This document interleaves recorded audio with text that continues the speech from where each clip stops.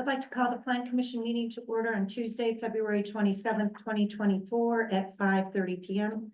Janelle, can you please take roll call? Bertle, Here. Bell, Here. Shampoo, Here. Kane, Here. Gretzmacher, Here, and Harf. Here. Is there a motion to approve the agenda as presented? I make that motion. Motion by Bell, second by Harp, or Shampoo. All those in favor respond with an aye. Aye. Motion carried. Approval of January 23rd, 2024 meetings. Does anybody have any comments, corrections? Make a motion we approve. Second. Motion by Bell, second by Kane. All those in favor respond with an aye. Aye. Opposed? Motion carried. Comments, correspondence, and concerns. Is there anybody joining us? Audience?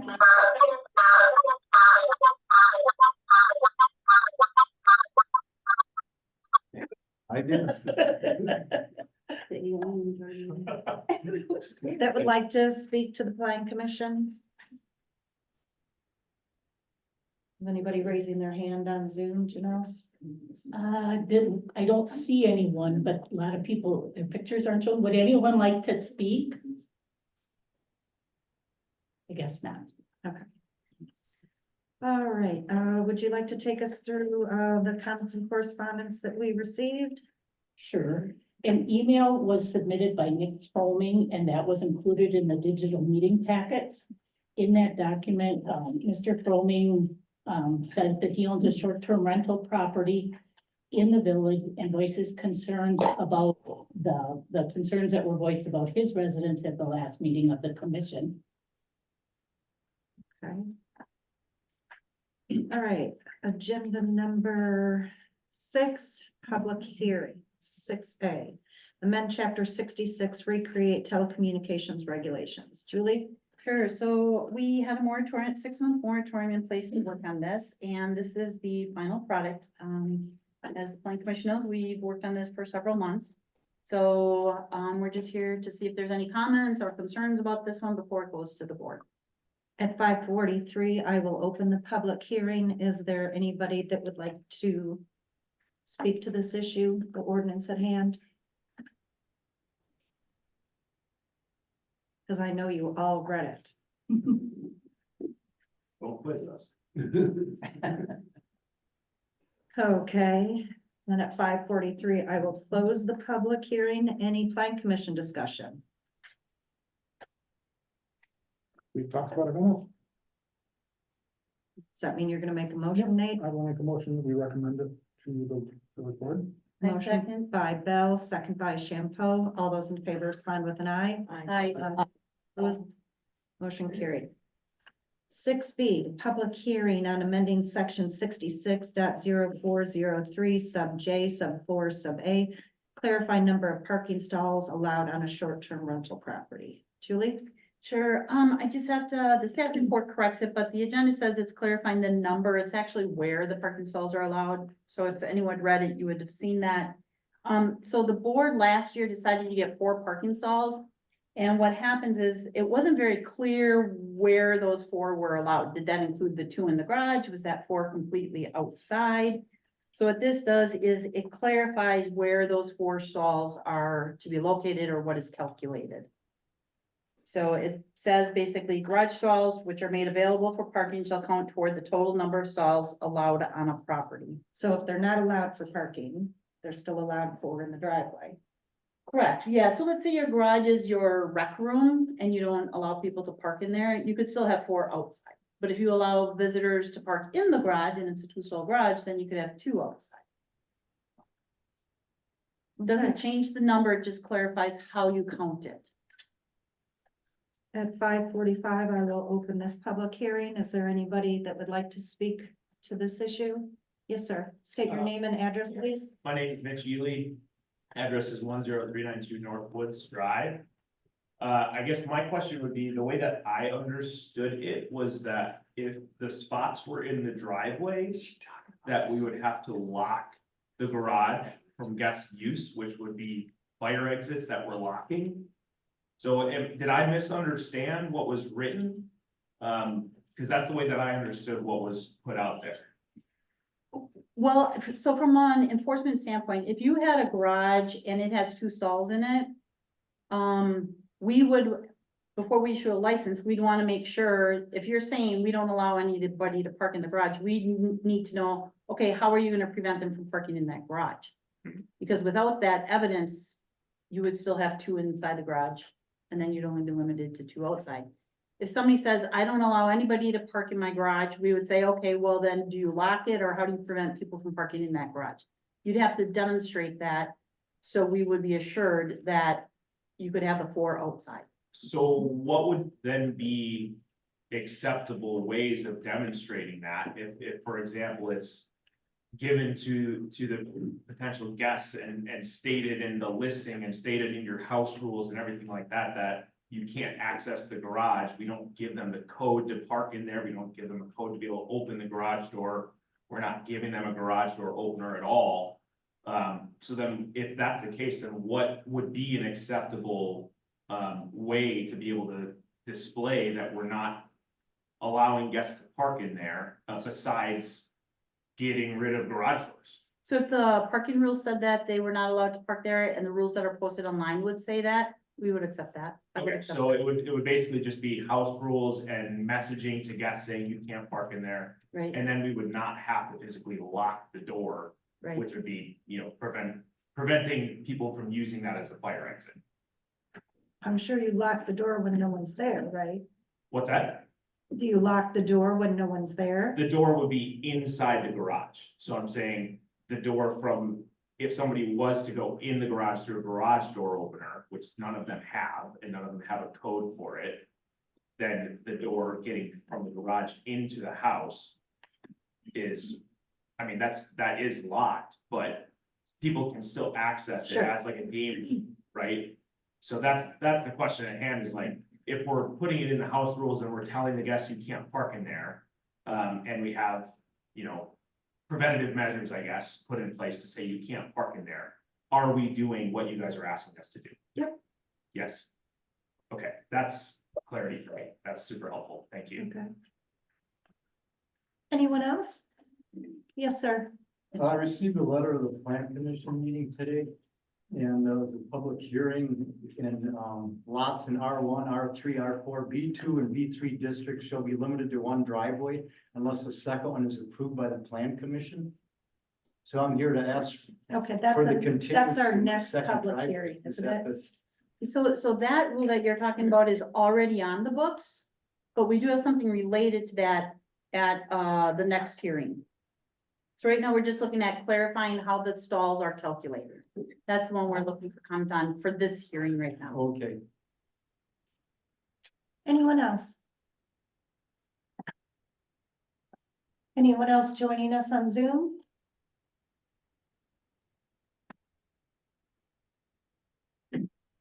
Denise, we did get a letter that addresses that too, that was sent to the board members, and you do have a copy of that in your packet, or it was mailed from Janelle. That was a, letter from, Eric Engelke. thank you. Okay, no more comments. I will close the public hearing at 5:49. Any plan commission discussion? The only thing I heard about this was exactly what the public just talked about. I think there's good clarity on that. Okay, I'll make a motion to approve the report. motion by Bell, Second. second by Harp. All those in favor respond with an eye. Aye. Opposed? Motion carried. Agenda 6C, ordinance number 2024-009. Amend section 66.0406 sub F, clarifying language regarding the number of driveways allowed in a short-term rental. Okay, so the zoning code has always said that a residential property gets 1 driveway. That's been on the books for a number of years. And last year, we added some language to that to clarify what happens with non-conforming driveways at short-term rentals. But the question came up was, well, what if my driveway is not in compliance? What is deemed compliance? And so this just clarifies for the operator what is deemed compliance. Basically, you have to remove that area between the roadbed and the right of way or into your property and a little beyond that. So, which I think we're gonna have a discussion about, because to make sure I captured the committee's intentions correctly in this amendment, but it's not about the number of driveways, it's about how you determine compliance with that driveway, the removal of that driveway.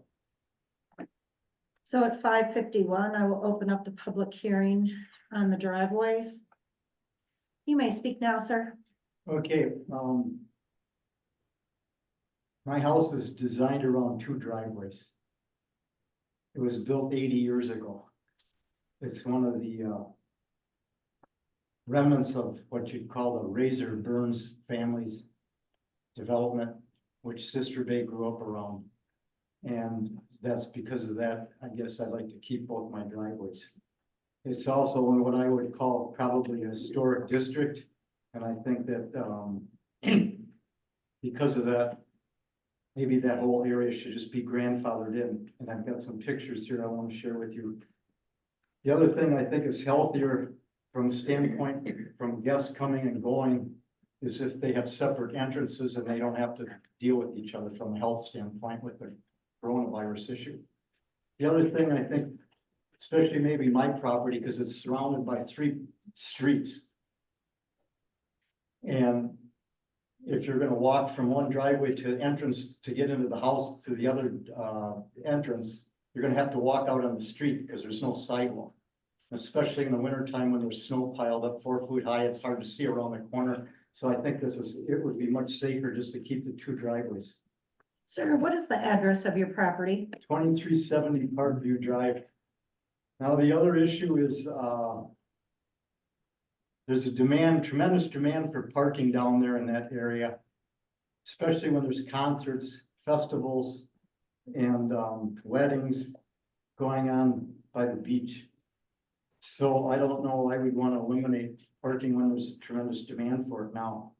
And then finally, I guess I want to pass out these pictures I took, because I think that having 2 driveways is certainly compatible with the neighborhood. It's a whole lot different if you're out there where this gentleman lives, where it's more of a residential area.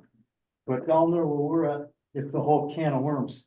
There's anywhere from 4 driveways on a lot to no driveways on a lot.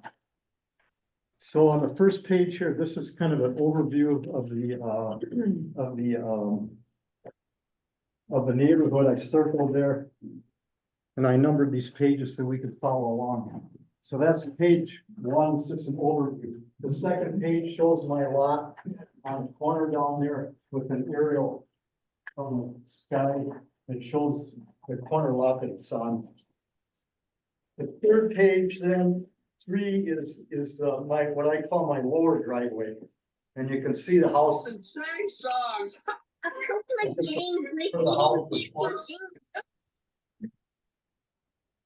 To one driveway, and then page 3A would be the second driveway, which I call on top. So when the Burns brothers built this, they were twin brothers. One of them lived upstairs and one of them lived downstairs.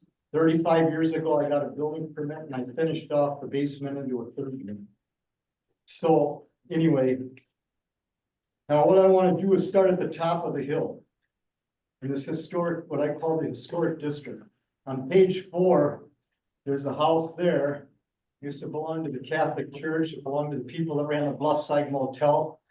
And now there's another family that used to own the Bluffside Hotel owns it. On page 4 there, you'll see the garage. They just built the garage. That's one driveway. And then they have a second driveway there that you see on the next page. It goes, it's kind of like a lot like my house. It slopes towards the water. So they had a driveway going in to the lower level of the house, which was the basement area. Okay, page 5 shows the Bluffside Motel. The Bluffside Motel has the same zoning that I have, and they have 4 driveways. The cabins are serviced by the driveway on page 5 there, and then the 2-story building has its own driveway. If you turn to page 5A, the house has its own driveway, and there's another driveway to the north of the house that services the 1-story motel units. Now, you not only get into the question of what is a driveway, but you get into the question, what is a hotel? The former owner had a young lady managing for him. Ella Bakes, maybe some of you know Ella. She told me that they never checked anybody in. I check everybody in my house. I don't want somebody to come in there that's set up for 4. If there's 6 people or 8 people, they gotta go somewhere else instead. I check everybody in. These motels now, there's a new one that just got sold, or one that got sold across from the beach in Fish Creek. And there was an article in the Peninsula Pulse. Those people said in there that people are gonna be able to check themselves in. Okay, I recently had a friend, he rented a house in Paris. The people that own the house in California, own the house in Paris were in California. This is what's happened. They go to Paris and they open up the door with the lockbox. So that's what's happening with the motels here now. The one in Fish Creek across from the beach, and then in the article in the Door County Peninsula Pulse said, well, they're gonna be the first ones in Door County to have remote entry. They can come and go whenever they want with a lockbox. Nobody's checking anybody in. Well, guess what? In Sister Bay, that was happening right here. But anyway, there's four driveways on that property. Now across the street on 6A, that property, a lot of people refer to, that's right behind the village administrative building. And, there's 2 separate parcels that were connected to this. I call it the Sundstrom house, okay? There's a house there with a driveway and you'll see the garage. To the right of that, there's another little cabin or a little white house. That has its own driveway. And then on the other side of that, which you don't really see on the picture, on the other side of the White House, there's another driveway, a 3rd driveway on this same parcel that services the duplex. There's 2 units there that almost look like a motel unit. So there's 3 driveways on this parcel. I don't know what the new owners are doing, if they're gonna rent this out short-term rental or not. But then there's another house around the corner that's right next to On Deck's parking lot. I numbered it 6A here. That's a separate parcel. And they do have one driveway that goes back to their garage, and then the driveway right next to it is for On Deck. So anyway, that Sundstrom property, the one parcel has 3 driveways. Now going down the hill, Lindenbergs have one continuous driveway all along the front of their house. So what's a driveway and what's a parking area? And then on number 8, that's what they refer to in the historic book here, is the Reeser property that had many, many different functions over the years. And years ago, the stagecoach used to pull up to the house. They had funerals there, they had weddings there, they had all kinds of stuff. But you'll see the white car there. That's one of the parking areas for that building. And then they have a parking area on the other side of the pillars. So I don't know if you call that one continuous parking area or 2 different driveways to service that house. And then on the other side of that, on page 9 here is the vacant lot. Now recently Al Golke had bought that, and I don't know, I heard last weekend that he had sold that property. Now, I don't know, but anyway, it's gonna be interesting to see what the plan commission is gonna approve for this lot, because I don't know how they're gonna build units on there and where they're gonna put a driveway or not driveway without bulldozing into the cliff. Okay, then going back on page 10, then this is what I call the Phyllis Larson house. Okay, there's a parking area there you see by the back door, and then alongside of the house, there is a storm sewer there, but there's a blacktop. And people park on that blacktop all summer long. He raised 8 daughters, I was told, in this house. They named the street after. When I first bought my house, it was Larson Court. Now it's Parkview Drive, but anyway, I guess if you have 8 daughters, you get a street named after you. But anyway, that's one continuous parking area in my mind. Then the house next to it was moved there from down by the public bathrooms. Roy told me he moved that house there. And that has no driveway. And he passed away, but his son owns it now, and he lets his relatives stay there, and they just park on the grass. I asked Roy why he never put a driveway, and he says, well, I prefer the green space. He was a landscape architect, and one of the bigger projects he did was he built the Little League diamond next to the Brewer Stadium in Milwaukee. And he's got a little Japanese, pond in the back there. And then next to that house is, Walter's house. And I brought this picture in because I wanted to show you the condition of the road there. And I'm happy to see Mill Road is being resurfaced, but this road is the worst road in Sister Bay. You can see the potholes in the road, but anyway, they have, the driveway and the garage there, and people do park in the garage there. And then that last one is right across the street from my house. That was a building that was built a couple years ago on what was Helms Four Seasons Resort. And I know Denise is familiar with that because I think she was on the village board when that property was sold to this developer and then he built it up. So there's two driveways there.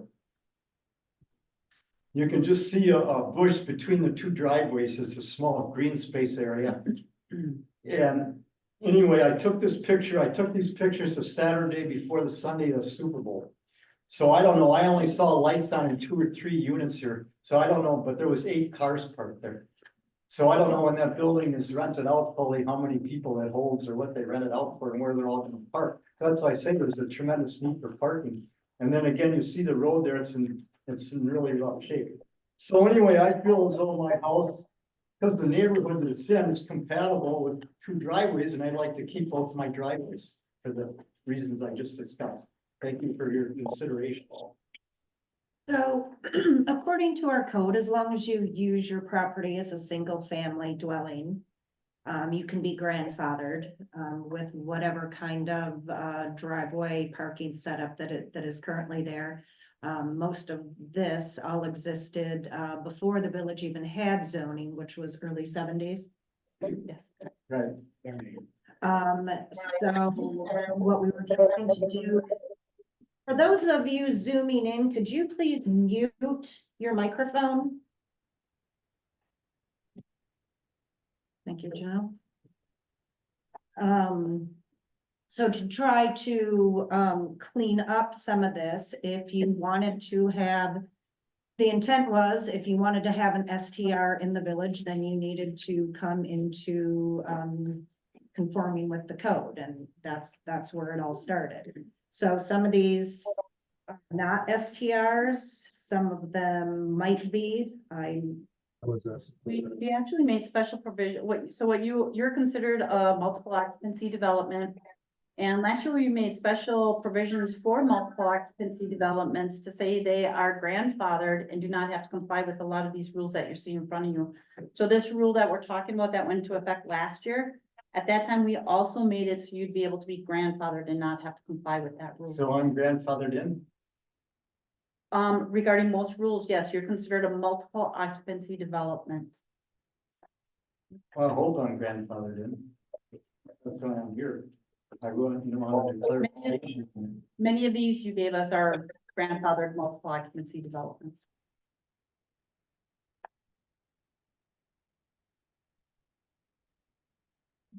Anyone else care to speak?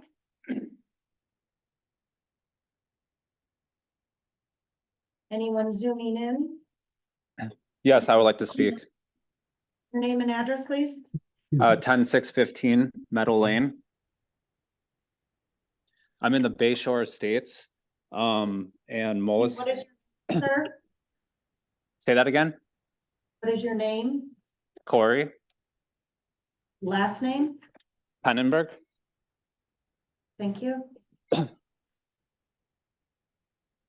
Yes, I would just like to say that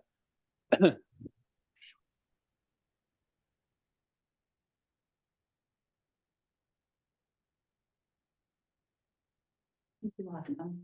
Yeah, he's got to unmute. Lori, could you please unmute yourself?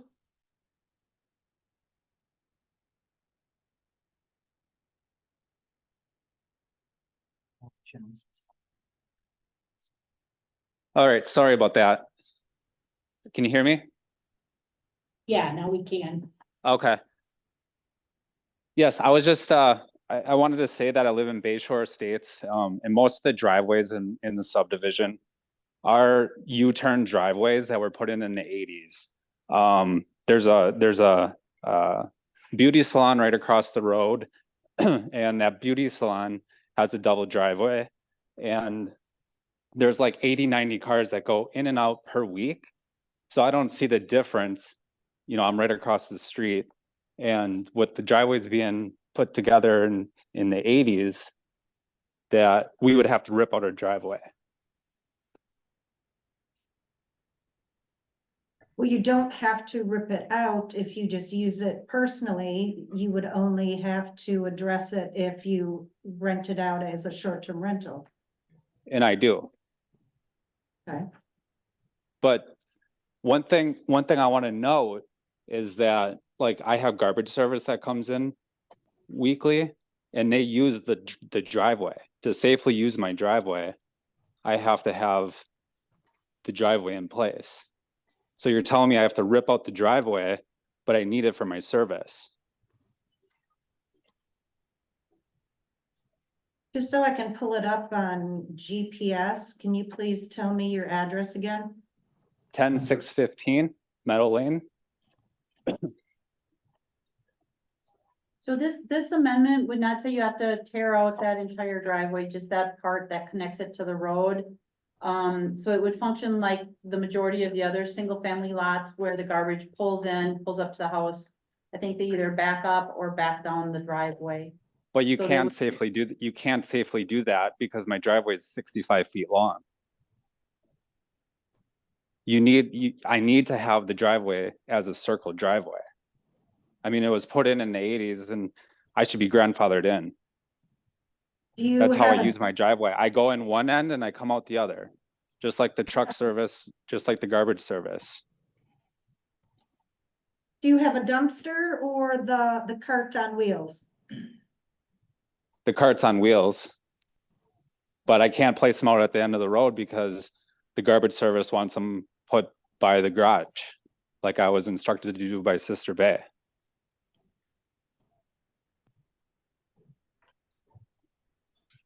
Okay.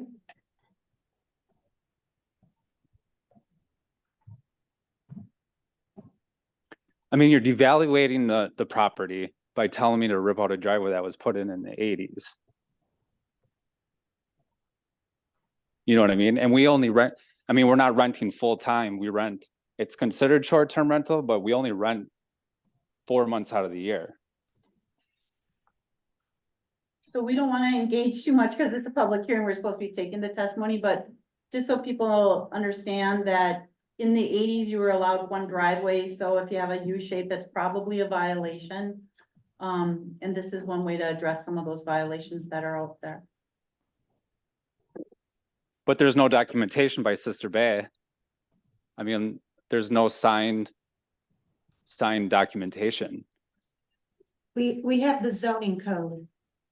That is our documentation.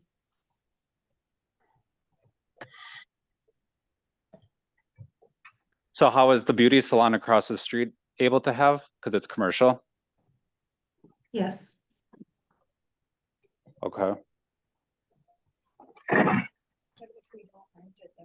So you're saying if I don't rent it, I'm fine? If I don't rent it as a short term, then I'm fine. I don't have to rip it out. That's correct. So how is that constitutional? That is our code. That is part of the permitting process for short. That you just made up this last year. Well, the code was adopted last year. The appeal period on that code is over. The public hearing is not regarding that code. It's regarding what is determined to be compliance. That's what we're talking about today.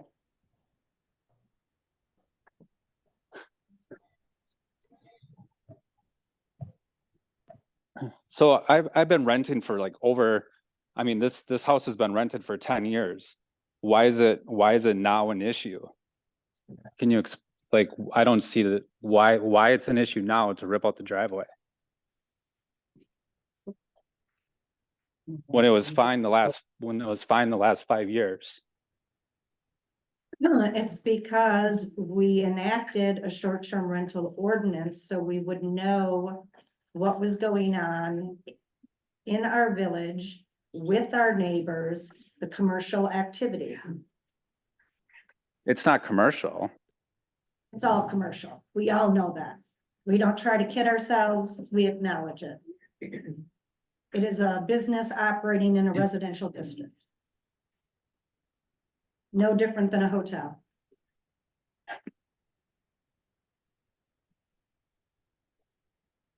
So what's gonna be next? We're What's gonna be stepping beyond the confines of a public hearing. I think that this is not what the public hearing is about. We've heard your testimony. You're not in favor of it. We heard you. Thank you. Is there anybody else zooming in that would like to speak? Mr. Yeah, Platsky? this is Eric Engelkey. I'm at 10814 North Bay Shore Drive. And maybe I am coming to this discussion with maybe asking more questions. And maybe I entirely missed the amendment period around which these requirements, specifically for the 2 driveways, has come and gone. So if this is not the appropriate forum for that, then I guess that's my mistake. But like the other person who was speaking previously, also have 2 driveways. They have been in place for years. I'm going back as far as my memory is concerned when I was part of visiting Door County along with my family in that particular location. And I purchased this property 2 years ago. I know there's challenges with STRs in general. I've heard that discussion ever since I've purchased the property, and the purpose for me, I think like many others in this space, is I'm not an institutional investor. I didn't buy this property to simply rent it as an STR, but rather I purchased the property to get me from where I am today to where I want to be in the next several years for retirement. And I think this is creating a lot of challenges for many people who are in the same situation. And I urge the commission to reconsider this particular action, because I don't see this as particularly widespread. I see this as focused maybe on a few properties would be my guess. I haven't seen any specific facts related to the percentage of STRs that have 2 driveways. I also haven't heard a really good discussion as to why this requirement is in place. Maybe it's due to try to limit the number of parking spots in STRs and maybe limit the amount of congestion. But it seems unreasonable to me, given that it probably relates to a very, very small percentage of STRs. And thus those individuals like myself who are in the same situation. I'm anticipating that the rules that may be on the books today about having 1 driveway or 1 entry exit, several of these properties have been grandfathered in. And I know that about this time last year, there was a similar discussion and other regulations that went in place and also grandfathered in properties. I guess I'd be asking this commission to consider grandfathering for this particular situation because some of the same issues that the previous person raised, it seems somewhat unfounded.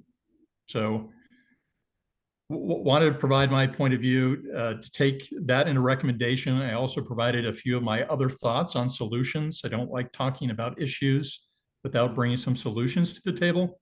I provided that in my letter to this commission prior to this discussion. So I hope you consider those and ask that you grandfather in those existing properties under the 2 driveway requirement. That's part of this discussion.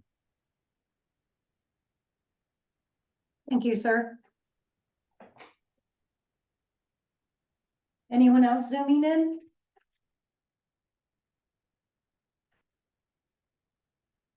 Hi, my name is Patricia Pleiss. My address of my property is 10692 Gulf Road. And I just would like to make a couple comments based on what my thoughts are on this. I think the gentleman that spoke before me had some really good points as far as how this is going to affect certain properties, isn't it really going to affect overall what the town is or the village is trying to accomplish on control of STRs? I'm in Highland Greens condo development. We have one driveway, but I would assume that there's probably other developments out there that are condos that may have an entry and an exit way. And I'm asking, would those be considered multiple occupancy developments as well? And would those rules not apply to them? It just seems like this opens up a can of worms potentially for condo developments as well. Go ahead. Yeah, so condominium is a multiple occupancy development, and just a reminder, the hearing is not about the number of driveways. The hearing is about what is determined compliance to remove a driveway to make it compliant. So we want to know the thoughts on how compliance is defined. That is what the hearing is about. It's not about the number that was adopted last year. But to answer your direct question, Patrice, like I said, is you're a multiple occupancy development, so it's a different situation than a single family home that may be put in a U driveway after the adoption of zoning.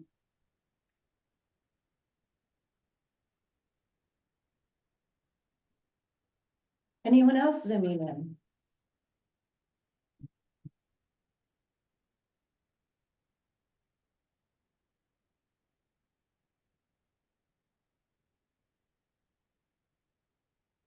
Anyone else in the audience? Okay, it's 6:17. I'm gonna close the public hearing and have some plan commission discussion. One thing that I would like to state is that we always want to get rid of non-conforming, whatever it is. If it's a use, if it's a structure, you want to work towards getting all properties into conformance. And that's done all the time. When we changed the sign ordinance years ago and did not allow internally lit signs anymore, the last one that we had was Bay Lake Bank. And when they moved, now Nicolay, and NWTC bought them, that was the last sign. So all the signs that we now have in the village conform to the zoning code. It's a slow process. We don't usually push things, but depending upon what you want to do with your property, it's always the end goal that you have to, if you want to do X, then you need to conform. My question is for some clarification on page 41, which is highlighted in the red. My recollection of our conversation last time was that for the purpose of this section, compliance shall be deemed removal of all hard surfaces and fill from the road bed to the right of way or front lot line at fronting on a private road, period. I think we had some further discussion pertaining to if they did not want to take out the whole entire driveway and they wanted to utilize it for something else on their property or it connected to something else, but they wouldn't have that access from the road, then would there be something beyond that where we wouldn't make them take it all out? Does everybody remember? Am I remembering that correctly? So it was, if you wanted to keep the rest of your driveway, then you had to go in an additional 5 feet into the yard and plant those trees. It wasn't all of this in one sentence. It was 2 separate things. Some people may want to remove it all and put in lawn. If some people don't want to, then you have to go 5 feet in more and plant the trees to block the access. Is that trees, Laura? Yep, your recollection also? Yes. So the gist of it, what I was understanding is they didn't have to physically tear out the driveway, they just had to make it so it was not passable, so you wouldn't have to literally move earth. Correct, You could have then instead put trees there. yes. That was my understanding. Mhm. If they wanted to keep the rest of the driveway, going to wherever it may go. Or they to. just didn't want to have as much impact on the earth. They Sure. wanted to- Okay, so how would you like that to be reworded then? That's a good question. I didn't come up with that because I wanted to have the conversation first. Does Julie, do you have a suggestion? I'm thinking right here, Okay. so I have the period and then I have, if a landowner wishes to retain the hard surface.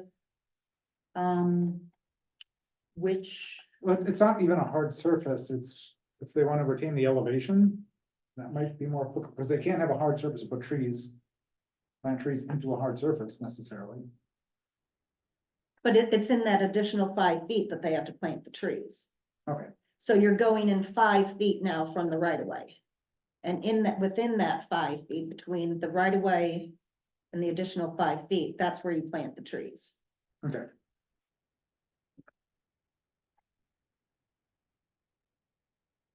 okay, I can work with that, so, something like if a landowner wishes to retain the hard surface which led to the roadbed.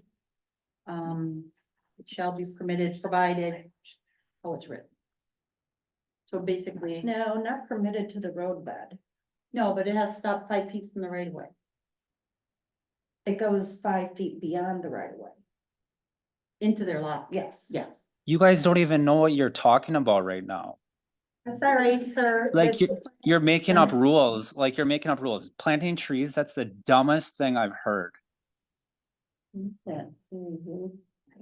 Public hearing is closed. So. So it's the same language that was in the public hearing notice, which talks about the trees. It's clarification on whether it's one sentences or two, and we're trying to figure out how to word that, so. I think I got it. So it would just, so the period after private street, instead of that run-on sentence, and then clarify. That if they wish to retain that portion that formerly led towards the roadbed. They can do so as long as they stop 5 feet from the right of way, and then as it's written, they have to plant the trees in there. Correct.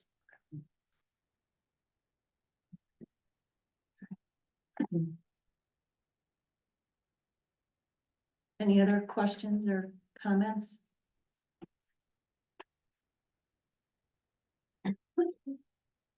Then, a motion to approve as amended and recommend to the village board would be appropriate. So moved. Motion by Kane, Second. second by Shampo. All those in favor respond with an aye. Aye. Opposed, motion carried. Agenda item 6D, ordinance number 2020-010, amend section 66.0301, correctly reference the village clerk. This is just a minor cleanup amendment. We did it in the remainder of the code. But because this is chapter 66, it requires a different public hearing process, so it's before you. What happened is years ago, there was a charter ordinance that referenced one position, which was the clerk, the treasurer as one person. After that, it was divided, but the code was never changed to reflect a clerk and a treasurer. It still says clerk treasurer, so it just clears up that word as you see in here. So it's a cleanup amendment. So at 6:24, I'll open the public hearing. Does anybody care to speak for or against the one word change?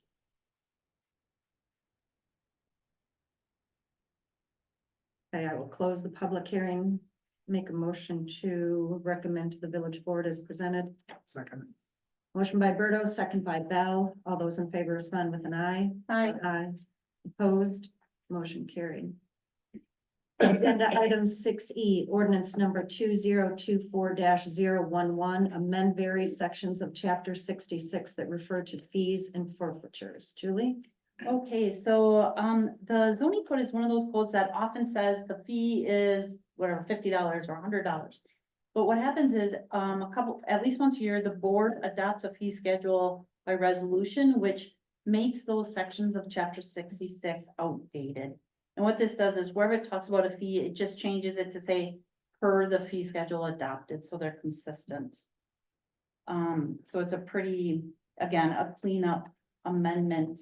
I will say this one and the next one, we could put onto one ordinance when it goes to the board to reduce the number of ordinances we're adopting if the plan commission wants to do that, but I'll let us get through this one first. Okay, I'll open the public hearing at 6:26. Does anybody care to speak to this issue?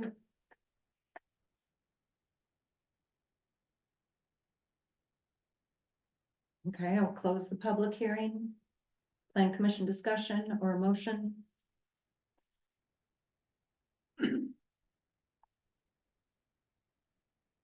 I'll make a motion to recommend. it. Thank you.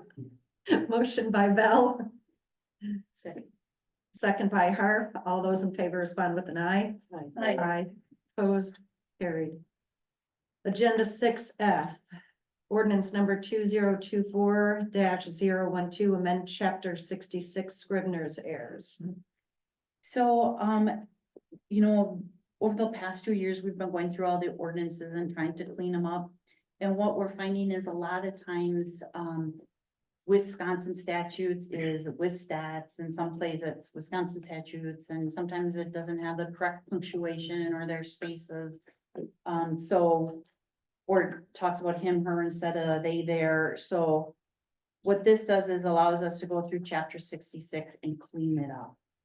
We do keep a copy of chapter 66 before we do the cleanup in case anybody asks what was changed. But this allows us to go through and clean it up. We're doing this with the other ordinances that was approved at the board level. Again, chapter 66, because it's zoning has a different adoption process. At 6:27, I'll open up the public hearing. Does anyone wish to speak to this issue?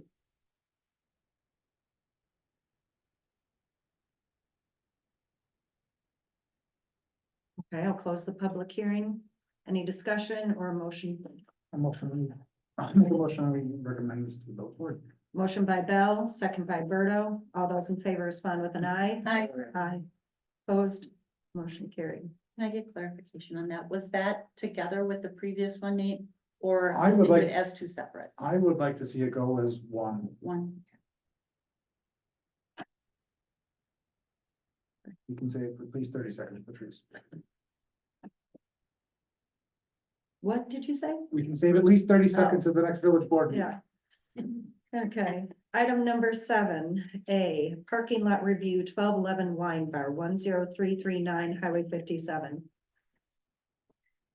Okay, so last year, when we approved the 1211 development agreement, we did ask them to come back and talk about how they were gonna provide additional parking. We recognize that they meet code, their parking is what the code requires, but they're so popular, they're still getting cars out there that are causing an issue. So we said, hey, you need to come up with something and come back.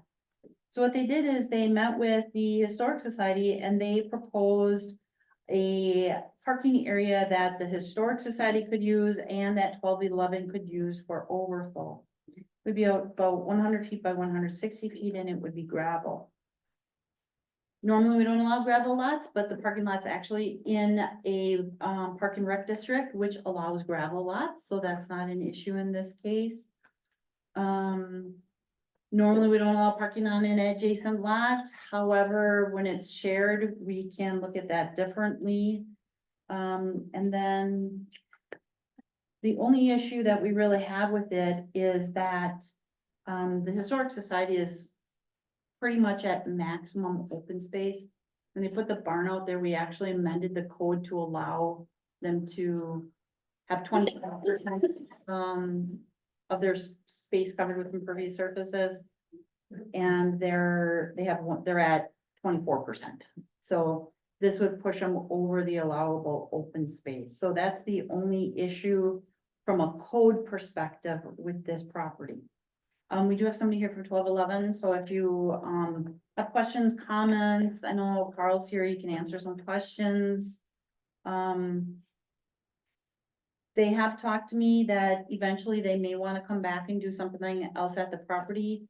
And I said, let's resolve this issue first before we bring in another application. So we may see other applications come in from them, but this is something that was hanging out there yet. And I said, we need to resolve this before we go further, so.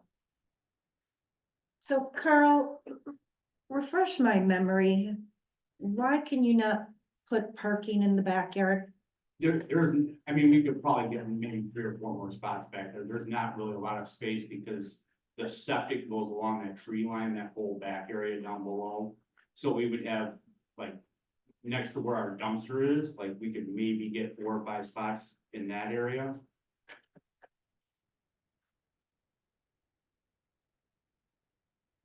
I mean, it's just not gonna solve the Correct. complete issue. With 3, 4, or 5 neighbors, parking we're spots gonna are have to not like going to do it. 40 more parking spots.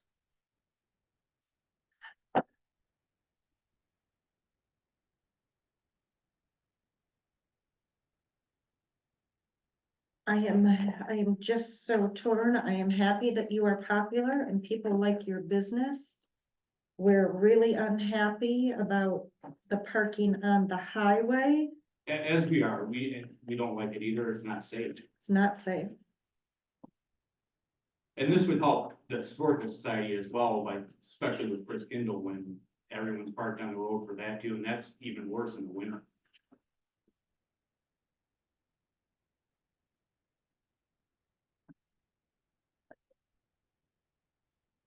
I would presume the Historical Society wants to use it for that, but it's worth asking, like they've explicitly said they would use that for Christmas. Yeah, in fact, the diagram I gave is their kind of, what they had designed or come up with as a long-term plan for them.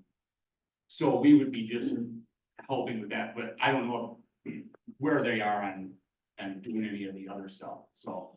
But yeah, I mean, I know they have events throughout the summer as well, where they would like the extra parking, and then for sure the Chris Kindle, like, to get people off the road for that as well. Yeah, I did talk to Fred today from the president of the Historical Society, and they're all for it, so.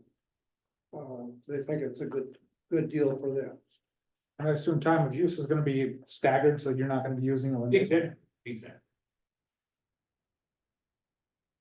Now, Julie, you mentioned impervious surface. If we're talking about a gravel parking lot, that wouldn't be, Well, it's actually the way it's worded, it's open space and green space is out. okay. I would say that if it's gonna be a parking lot, it has to be gravel over there, because it's mud, Yeah. if not. And Carl, you said there is an access, there would be an access from your parking There's an lot access from our into- parking lot, like a natural between. a And couple then of probably, trees. and then you'd probably get signage like access Exactly. parking or. Additional parking or something.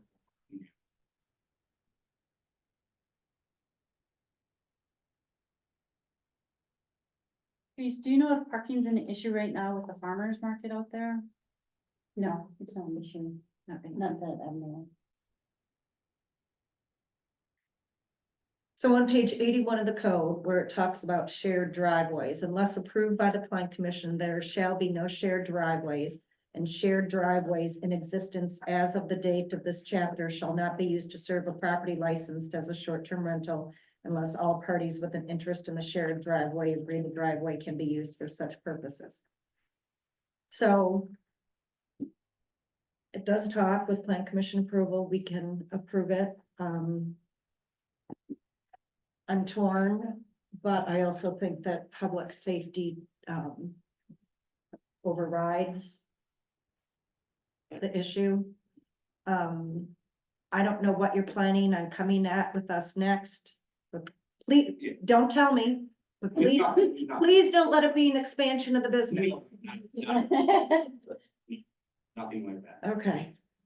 I'm wondering if we should be asking the DOT, and I don't want to cause problems here, but if we should be asking the DOT if this is approved to put signs out there that say no parking in that area just because of the safety factor Can we and make people use the parking lot. can't paint the state highway, the state has to do that? Right, we'd have to ask them if we could do signs. we would be able to put signs out there if they allow us to. I think they have, you know, they have to give us the signs, just like for the Chris Kindle Market. All the steps that that group of people went through, after the first weekend. I think Fuzzy Sunstrom was a big part of that. I can't remember who else was involved. And the state said, the solution was if we give you the signs, and, you know, put them out, then it's okay. Otherwise, if we put out any sign, then the village became liable. Yeah, I can ask them. I mean, would you guys be okay with that? I mean, it would Sure. make people use the parking lot. It would force them to get off the highway and actually utilize it. Cause I think one of the concerns, I know when I think about it is, well, is if it's easier, are they just gonna keep going on the highway and defeats the whole purpose of you building the parking lot? Yeah, I'm not opposed to signs.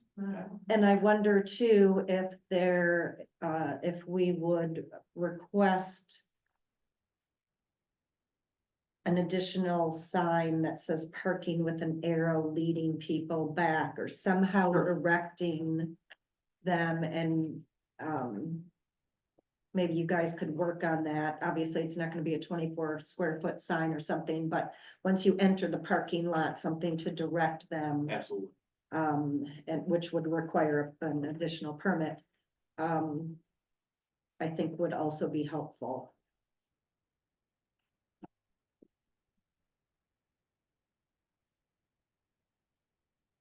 So ultimately, this will help some, but I think the bigger issue we've got at 1211, I see, is the only way to get there is a car. And I think that's beyond the scope of this, but I'm still gonna say it. I think that we should ask for, and this is probably not the time to do it, but we should ask for an easement so that we can actually get it, so people can get there without getting into a car, because you're not far from Sister Bay, but it is extremely uncomfortable and dangerous to get there without getting in a car, which means you're having more people use a car to get there. That makes it more dangerous, which means people are less likely to get in a car, so it's a negative feedback loop. Right, and our current trail is only going to Northwood, so this would be like the next stretch of it, so maybe that's a conversation that could also be had. Sure. I'll, talk with Carl and staff, because if they do come back in the future for something, you know, it's gonna show up on a development agreement, so we may as well talk about it now while we're working on the other trail segment. I'm sorry, what's that? I said we may as well talk about it now while we're working on the trail, Yeah, absolutely. because knowing the plan commission's feeling today, I'm sure if you ever came back for another development agreement, it would be on there. They'd say you need to give us an easement. So we may as well talk about it now and see if that, so we'll have follow-up conversations about that. I hope you understand how I'm tying that to the parking, because to me, it is a single problem. Sure.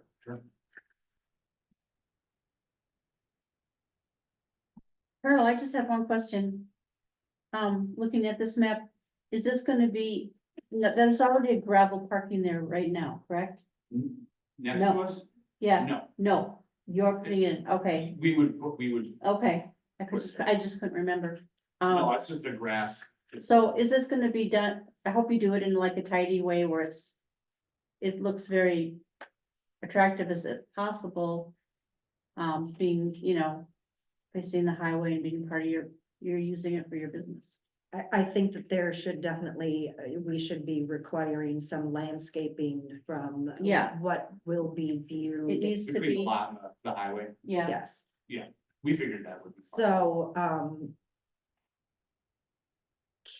seeing this was the Historical Society's plan. That was something. Can internal you, that if we give you the nod to move forward, can you draw up?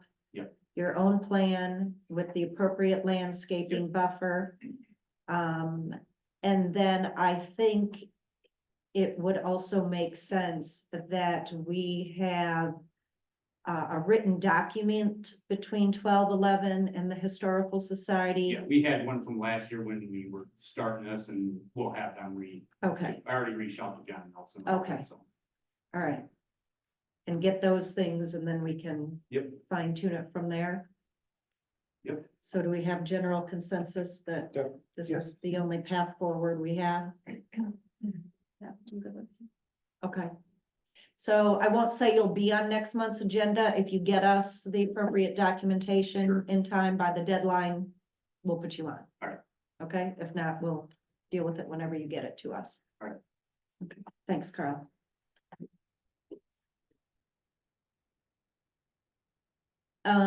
I would like to request at this time something for a future agenda. As stated in Julie's staff report, that it does say that, and we already did expand it, where the Historical Society could only use 25% of the lot for building sidewalks, impervious surface, etc. I would like to reevaluate that, because if you pull up the GIS map, there's all kinds of property there. There are more buildings that we will want to preserve and protect and tour. So if this is what 25% looks like, I think we should have a conversation about upping that. Yeah, that's something I talked to Fred about Okay, today also. oh, so we're on the same page? Specific to this or just in general? Specific to historical, Just, the way that it's written in the code. Yeah. Okay. Item 7B, Community Garden, Door County Medical Center, 2345 Canterbury Lane. So the medical center, as you know, they're promoting healthy living, healthy environments, and they want to put a community garden out on their property. You have a map in your folder which would show where it is. And they're just looking for support for it. It's an accessory use is how I view it, but You said ancillary. ancillary use is what I refer to it as. I don't view it as a permitted use. There are some districts where you can only have those permitted uses. It's just they're trying to put something in the corner of the property and give back to the community. So I told them I would ask the planning commission, just make sure there was no objections to that. I know you had previously approved this plan the way it was presented as well. So it wouldn't be taking up any of the blacktop area. Of course, that would have had to have been blacktop, but it's more the green space. They do have some landscaping there. They would have to move it around a little bit, but they're looking to put it down on Canterbury Lane. Or, I'm sorry, Apple. The side street. They're not on Canterbury, but on Applewood. Are we looking for general consensus or do we want a motion on this? I'd like a motion on it. So I think we need to define it a little better. You called it ancillary. We do not have that in our definition of the code. If we believe it's ancillary, what is the definition of ancillary? Or is it an accessory use, which is defined? And is ancillary and accessory use different? I view them in this case the same. It's just that it's not a listed accessory use. It's really a gray area. I mean, you have areas, community gardens, a permitted community garden, if that's all you're having on your property, is only allowed in certain districts. And it's not allowed in this district, but it's such a small percentage or part of the lot. It's such a incidental thing to what they're doing. That it's hard to, you almost have to treat it, I think, like an accessory use. Our code is pretty weak on accessory uses in my mind. It talks more, it's referring more to like sheds and things of that. It talks about the structures. It doesn't really go into a lot of detail about accessory use. So I view it as just part of that medical operation or the medical use of the property. They're just trying to have a healthy or a garden for the community members to further their use of the property, is how I view it. Pardon me? How many square feet is it? I have to look back here. You know, I did not measure it, Laurel. It would fit between the driveway and their side property line. I don't know what that is, maybe about 50 feet, 40 feet. I would like to see, I'd like to see us come, I'm looking, okay, sorry, I'm mumbling. Ancillary definition, providing necessary support to the primary activities or operation of an organization, institution, industry, or system. This is not necessary support to the clinic, so ancillary is not the right word. And I'm gonna look up, auxiliary. I think we should, Is there a place we wouldn't want somebody to put a garden in the village? I think there's a lot of discussion for a garden. I can't imagine someplace where we would not want to allow somebody to. You know, what? It's interesting when you look at the code, there's a lot of places like, so when you're looking at permitted uses. I was like, you can't have a garden there, you can't have a garden there, there's a lot of places you cannot have a community garden. well, then maybe that's the bigger picture that we should look at. Is fixing the code. Allowing it as a permitted use in the appropriate districts. I think, And just doing a text amendment that way. I think it's permitted use in every district. I can't imagine a place where we don't want a garden. If anybody else can, I mean, Nate, do you know, does our community garden that we have now, does that serve? Are people use it? I mean, is it, Yeah. it's a pretty, Oh, yeah, yeah, we have The one at the park? Yeah. okay, the people that run it or Okay. know the most about it, in charge, just, yeah, I'm just trying to whatever, are get a here picture. with And we us also have the tonight. Green Tier Legacy Community Committee, which is advocating for community gardens, you know, trying to create a more healthy environment. So I do like the idea that maybe the better approach is to just amend the code and say it's allowed in in the village. pretty much every district. Maybe Okay. not, I don't know if you'd want it B3 or downtown, because usually that's high value commercial land, you want to save it open for. But if somebody wanted to put it in, who would Or we what's need the to rooftop? object? Yeah, rooftop Yeah. garden, sure.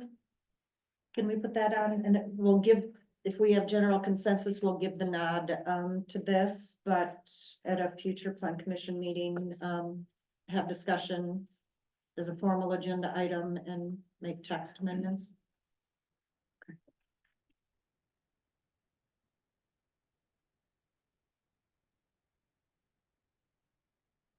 7C, conditional use permit application preliminary review, 1 unit mobile food vendor court, Peach Barn, 2450 South Bay Shore Drive.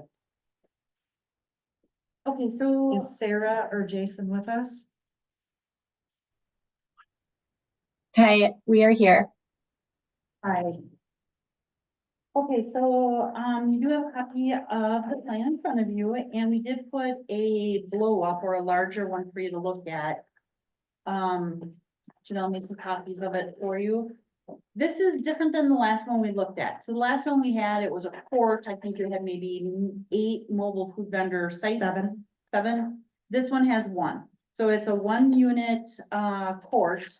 And it would be on a concrete pad just to the west of the new, I call it the deli, but June's Farmhouse. So we approved that last fall. So this would be to the west of that. As far as seating, they would share seating, but they said they're willing to put more chairs out there, more tables and chairs. Parking is something we always look at. When they did June's Farmhouse, they did put in more parking than they were required. They had 10 extra stalls, so the food truck, we need 4 per food vendor. So that would still leave them 6 extra, stalls. If this were approved. The gray water, they'll be using the mop sink. They would like to add some additional lighting. That's not on the plan, but June's and their backyard uses string lighting that we've approved, and they would want to include that string lighting in the vicinity of the mobile food vendor unit area. Other concerns, there's no backup generators, so sound isn't a concern. And we look at trash, they would be using the dumpsters on site. I know when we approved June's, they were approved to use the dumpsters. This would use the same dumpsters. Julie, something you just said there, backup generators actually would be allowed. It's just if they were operating on generators, they wouldn't, just to clarify. I'm sorry, yes, yeah, Not that that even applies here, but right. They would not have that here, but you're correct. We would allow backup generator. We just would look at the noise on it, so. yeah, it's only for Right. emergency. That is the extent of what I have on this property. It's, I think Sarah and Jason maybe could explain it a little more, but it was pretty basic. It's a 1-unit trailer, next to the deli. And when I reviewed the code, to me, they met the requirements of the code. We do require conditional use permit, and we always look at it ahead of time. So our meeting today is to say, what issues do we have, things they could improve, so that when it goes to public hearing, it's pretty well final or in a position that, you know, at least we as a committee won't be asking too many changes at that point. So Sarah and Jason, I have a couple of questions. In Julie's report, it states that the food vendor would be open during the same hours as the deli. What are those hours and days?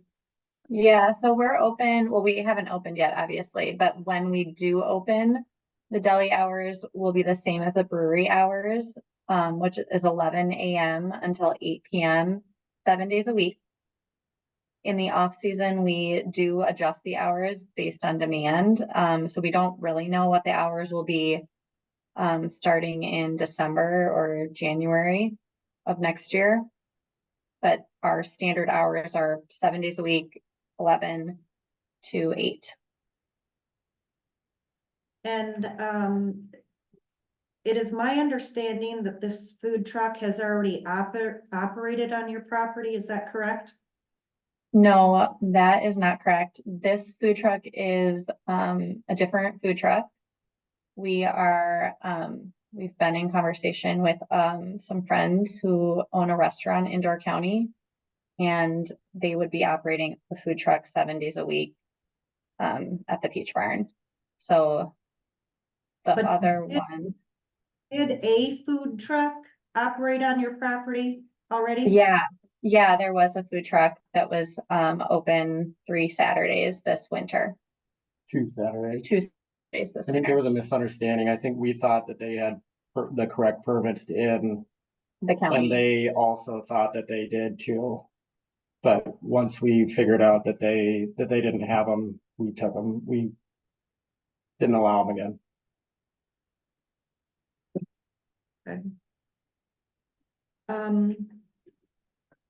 I do not have to understand all the reasons why somebody, I guess I'm just a little bit surprised that, you're revamping the house and, you know, turning it into June's farmhouse and new venture, new business, and you want to, you know, put a, maybe competing, complementing, I don't know, choose a word, before you even opened up, June's. But I guess that's not for me to understand. My concern is that the parking on your property, as you very well know, has been a problem for quite some time. I know you did add additional parking spaces when you got permission to revamp the house into a restaurant. And without even going through a season, knowing what kind of traffic that and the Peach Barn will create, were those additional 10 parking spaces enough? And now with adding a third business to the property, are we going to continue to have parking issues? Now, granted, I understand they won't be parking in your front lawn anymore because now it is paved. I'm wondering, I'm hoping that they're not going to be parking on the highway. That is my concern until we see that it all runs smoothly. So as we work through this and get more specific plans on lighting and other issues, if we have general consensus to move this forward to public hearing, I believe that we should approve it through the season, like October 31st. And after the season is over, that we review if there's been any issues, or if there are issues at any time during the season that the plan commission needs to readdress what's happening. So what I heard was that they are exceeding the code requirements for parking. Is that correct? They have six, after this, they'll have six spaces beyond what they need. Yes. But there were more than 6 cars parking in their front lawn just with Peach Barn. I mean, I have So let me- pictures. I just want to share that we were wildly successful our first year. We had no idea that that was going to happen. We feel really lucky to be a part of the Sister Bay community. We quickly did outgrow our space and immediately addressed that the season immediately following our first year. The plan commission and the board were really supportive of us expanding our front yard, which again was not ideal, but we had the space to add an additional almost 20 stalls, 10 over what we needed for our seating. So as we continue to just see growth in Sister Bay, I would say, I definitely think parking is something that we all are working to address and figure out how we can be a more walkable community. We are adding another bike rack, actually, because we do have a lot of bikers that choose not to drive their cars. So I hear you. We don't have a lot of food options today at the brewery. It's really common for breweries all over the country to have food trucks as an option. We know that the food option is really important to our patrons. So part of what we're doing is working on a solution that addresses that need for our customers. So by having a food truck, it's not necessarily going to draw additional customers. It's going to allow the customers that are there relaxing, kind of hanging out with friends and family, to have a hot food option available to them. So that's really what we're looking for. I will address the business concern you brought up, Denise, because I think it is a really valid one and important. We are not doing a restaurant at June's. It's much more light touch food. So it is very complementary to the food that would be served in the food trucks. So that's why, we've considered a lot of different options, and this is the one that makes actually the most sense from our business standpoint. And then I will say we're raising 3 little kids in Sister Bay. It is we have a lot of friends in the restaurant industry. It is an incredibly demanding industry to be part of. We want to see our kids. We want to raise our kids. We care a lot about being able to provide the services, but we're trying to be realistic. And so that's when we had some friends reach out to us and are honestly really excited about seeing how this can better the environment of Sister Bay and the environment that we're providing at the Peach Barn. So that's really just kind of the overview of how we kind of got to this decision. Thank you, Sarah. Yeah. Something I think I mentioned last time, and you guys have plans here. If there was some sort of way to get people off of that multimodal trail so that they can see and comfortably access the Peach Barn. I've walked to the Peach Barn from that multimodal trail. It's not friendly to get there. You have to walk in through a driveway. So I don't know if there's anything you could do when that, just asking when you bring plans back to the Plan Commission again, because again, we can't pave our entire village. So I do see that walking component as part of it, and I know that Sarah and Jason, be very creative. I'm sure you can come up with some way to help people feel a little more comfortable walking there. You're gonna have some cyclists there, but for pedestrian access. Yeah, Nate, I think that is a great point. We have ideas around that. Some of them came forward in the plans for June's last fall, where we want to change the way the fence line is to kind of allow for people to have more of like an open access to some parts of the back area. So I think those plans will hopefully address some of that, but we agree with you. Thank you. I have a couple concerns about this, proposal. You are serving food in June's Farmhouse, whatever kind of food it is. Why do you need a food truck? And adjacent to that. The food truck, we can see it from Highway 42 and, just in my opinion and maybe some others, I don't think it's very attractive to see that from the highway. There's a food truck that's been parked there all winter and it looks just kind of tacky. That savory barbecue or whatever has been parked there all winter. And the other concern I have is, as a village, we have approved a food truck court by the Piggly Wiggly. And that's where we want the food truck to go, in one place. I don't think we want them scattered all over town. And the other thing I'm concerned about is, what is this, doors is opening to other restaurants, breweries, whatever, about food trucks. So, I mean, just wildly, what if Al Johnson's wants to put in a food truck?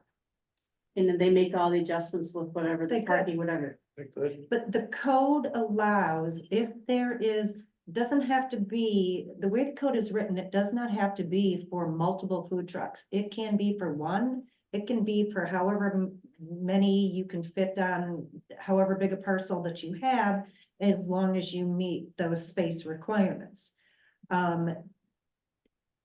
So if they have the square footage, the criteria that they meet. I mean, if anybody could have them if they meet the criteria.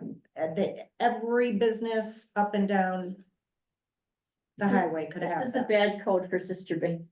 I'm sorry. I think Patrice, one thing maybe to consider, because I hear you that it's new, it's different for Sister Bay. We as we think about so we allow people to bring food in today. A lot of people bring picnics or they'll bring pizza. And we'll continue that. I mean, that's a great offering, I think. I think people have different dietary restrictions.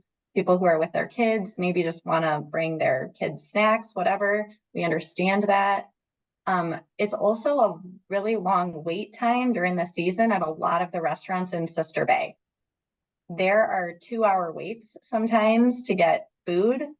When we talk with the patrons that do come to Peach Barn, they'll skip dinner sometimes. They'll run to the Pig and grab, something quick off the shelf there. So June's will have some of that, but we're not, having these large meals that a food truck will offer. I also think the opportunity for people to start their own business, it's a really cost-effective way to do it. So but without allowing food trucks, we're kind of stifling the creativity of entrepreneurship, I think. So from that standpoint, I mean, I personally really like Denise's idea where we give it a shot. We are happy to be a guinea pig in this situation. We see what's working, we see what's not working, and just kind of be part of trying to find different solutions for all the people that enjoy Sister Bay. Why can't the food truck people at your place go to the food truck vendor court by the Pig? They might choose to do that, but I don't think that should prevent us from also having, so if you're a family of 5, we'll use our family as an example. And I have 5, 3 little kids who I'm trying to feed. I also want to play cards with my other family friends that I just came to meet up at the brewery for 2 hours, like shuffling over to the food truck and then coming back. Sure, we do that all the time. We do things like that. I think the convenience factor is really nice. So I hear you, but I also think this is a great opportunity. I think if you come and enjoy like the Peach Barn space, it would make sense to you why having a food truck is a good option for the patrons that we have. I was concerned about the parking also. And there's a section of the lot in the back that is not paved. Is that gonna be paid? Yeah, we had to wait because we had a ton of construction happening. So we actually put up a whole nother building in the back that you guys approved last year.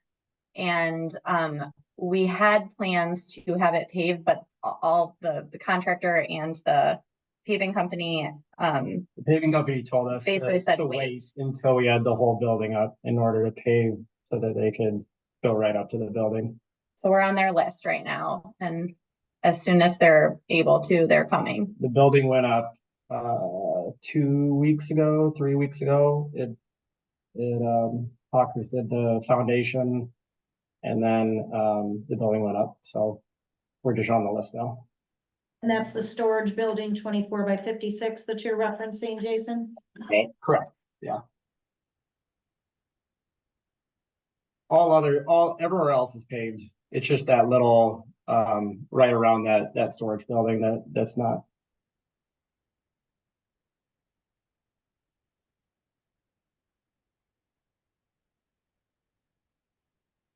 And so because they had approval for that, and I'm sure that was one of the conditions in that development agreement for that storage building.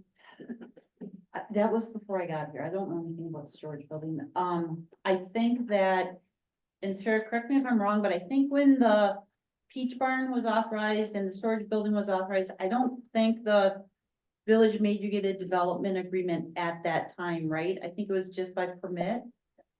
Correct, yeah. We're going to have a development agreement now. So We they do. did get a development agreement on June's farmhouse, they Okay. did. And I know it seems like overkill, but we did a development agreement on the other food court, so we would need to do one on this one too. Okay. Especially if our criteria is going to be a little bit different to see how it's gonna go and make sure that we don't have. I think we need something in place.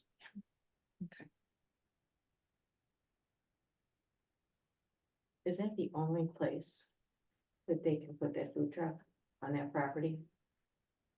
I think it's a really good place because it's not out front, and I think if I'm correct, I don't know why you chose the placement, Sarah and Jason, but I'm presuming they wanted it, you know, somewhere in the backyard where everybody's sitting around, you know, in the warm weather that they can easily access. I think it's better than it being in the front yard because it's actually in the side yard. I think too that, you know, because they're using the same seating, the same parking lot, and the mop sink that is in the restaurant, they would want to be close to that. Sarah, was that the reason why you'd want to be close to the restaurant? Yeah, that exactly, Julie. It also from just access to what is it called? Like the kitchen, like clean up and stuff. Yeah, the mom. Yeah, the mop stink, exactly.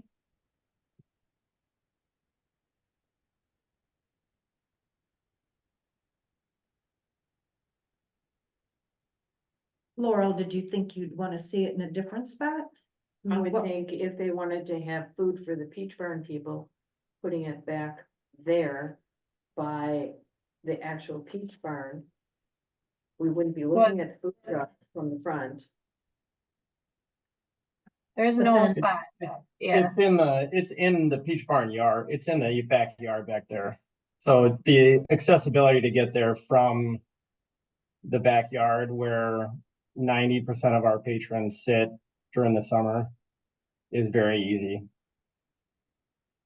yeah, it doesn't, there really is no spot in the backyard that would make sense. Also like power. Running the power. Yeah, we'd have run power from the house in order not to have a generator. You have to use the restrooms in the house too, Right. or in the Peach Barn. Yeah, there's restrooms in the Peach Barn as well as the house.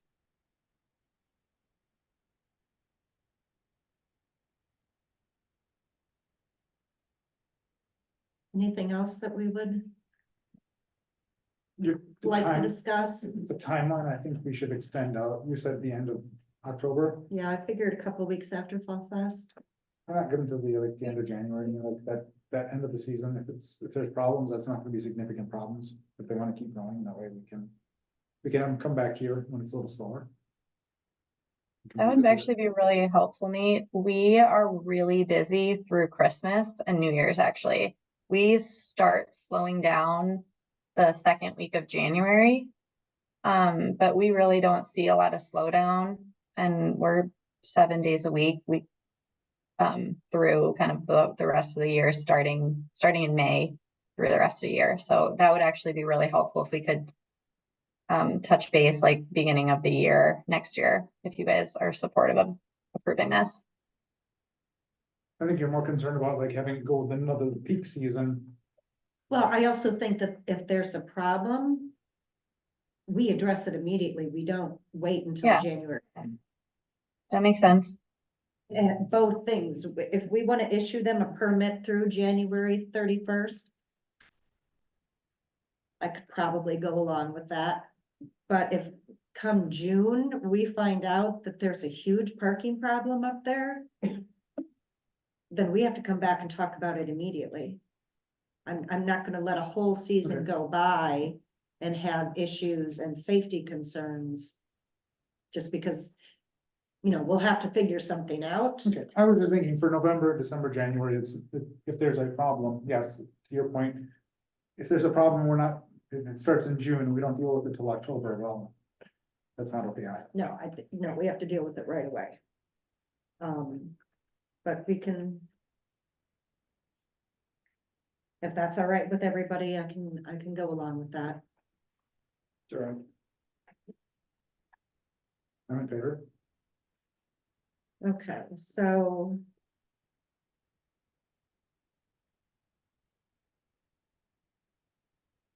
And it looks, the plan that Julie gave, I mean, it's basically the plan that was in there, but it looks like that there are some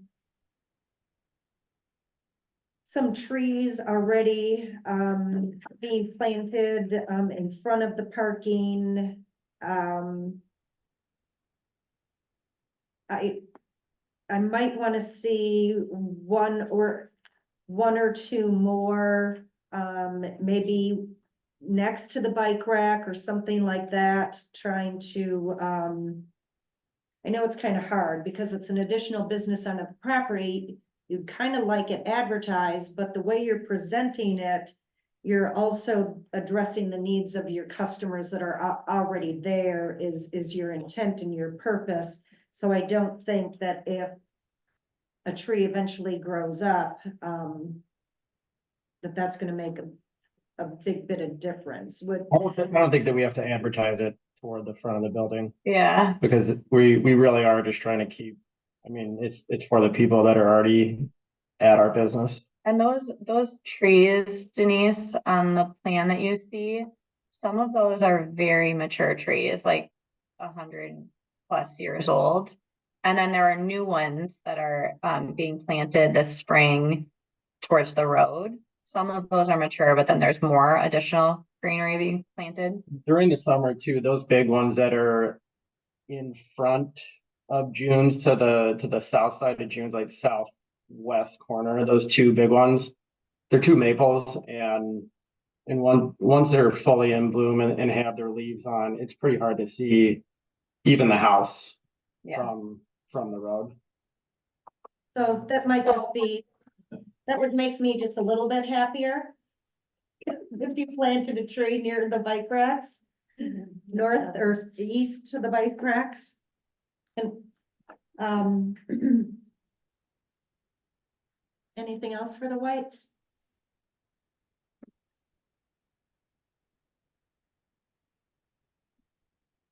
Julie, do you have, anything else? So I made a list of stuff that I'll go over with Sarah and Jason, in preparation of the conditional use hearing, but what I wrote down as concerns or things that the commission would probably want to address would be Limiting the time to the same hours of operation as the Peach Barn, which is 11 to 8, 7 days. a And week. I apologize. Can I say something before that? Our hours are 11 to 8 for the Peach Barn. The Junes, we are starting with those same hours, but I want to make sure we have flexibility as business owners if things are going really well to add 2 hours earlier if we needed to. So I don't want my hours of Junes to have to be roped into anything else. I just want to make sure that's clear. So maximum hours of June's would be 9 to 8. Probably 7 a.m. to 8 p.m. 7 a.m. Yeah, but So Peach I Barn just will have always be 11. And I just have to check with the code, because the code has hours on mobile food courts, so that's why we just have to make sure. That's Not fine. that- That wouldn't Not- affect that. Yeah, sorry, that one. I just was talking about June's. In case I wanted June's to open a few hours earlier, not the food truck. And then lighting, I'd have to look at your other permit to make sure the string lighting is the same. I know we had some lumen restrictions on that. So we would probably include that as a condition of development, if approved. We don't allow the mobile food vendor truck to be stored on site, so we'd want to make sure that would appear as a condition, if it gets approved. Julie, can I ask a question about that? My understanding was if it was serving food every day, it could stay there. That's Okay. fine. I think Okay. it's 36 hours. 36 hours, I think, after Okay. we had that one Why public is there a food hearing. truck there now? And they're not winter. Do you want it? Do you want that Park one? there. They Right were there. just parking in our. So Savers parking in our parking lot because they didn't have somewhere to park and I allowed it. I didn't know that was not allowed, but we can have them move it. Thank If that. Does that bother you? Question, if it's not operating as a food truck, can't park it in a parking lot? It can't be placed, it doesn't have permit. There is no permit. You can't place a mobile food truck in Sister Bay unless it's in a mobile food court. And because it's not approved yet, it can't be there. So yeah, Sarah and Jason, you would want to remove that so that when you get to the public hearing, you don't have any violations on your property. Okay, we can tell them to move. We're just being nice. Yeah, and then signage, which I talked to Sarah about that, we have to just make sure that complies with code. It's not part of the conditional use permit process.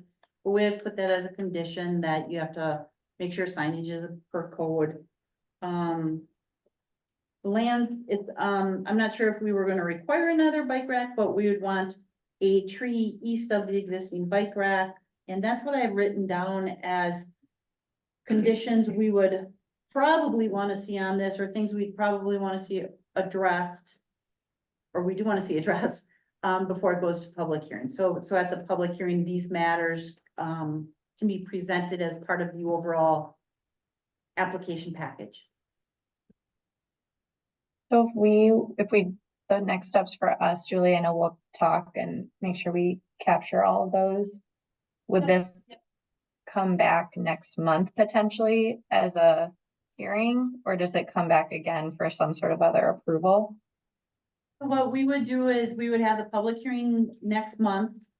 And I also bring forward a development agreement and say to the planning commission, after the public hearing, I say, hey, are you also ready to move a development agreement forward? If they feel it's pretty well hammered out, a lot of the issues are resolved. Sometimes they move that development agreement forward at that same meeting. And then it goes to the board and the board has to approve the conditional use permit in the development agreement, and then you're good to go. But I'll walk you through that.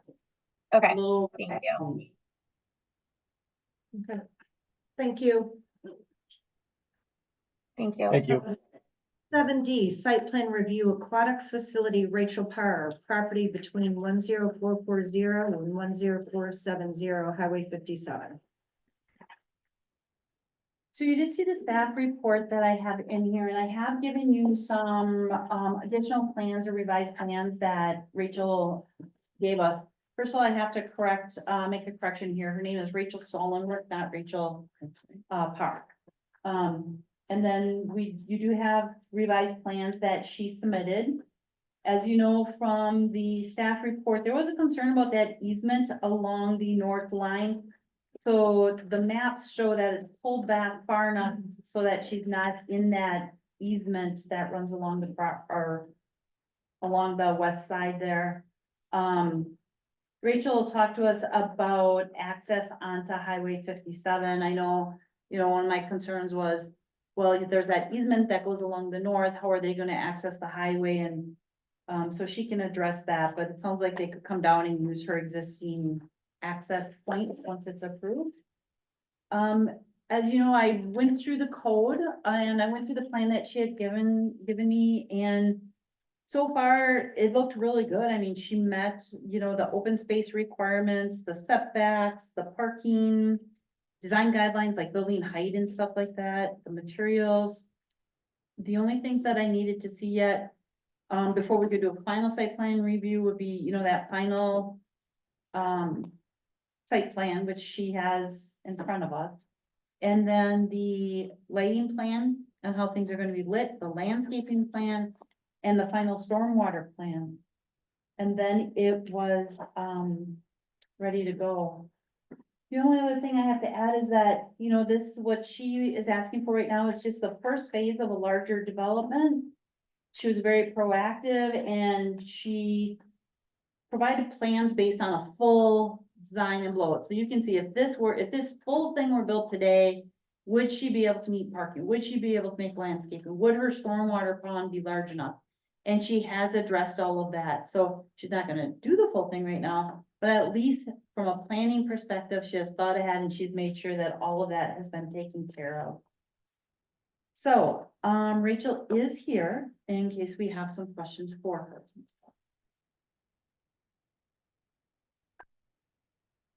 Would you like to address us?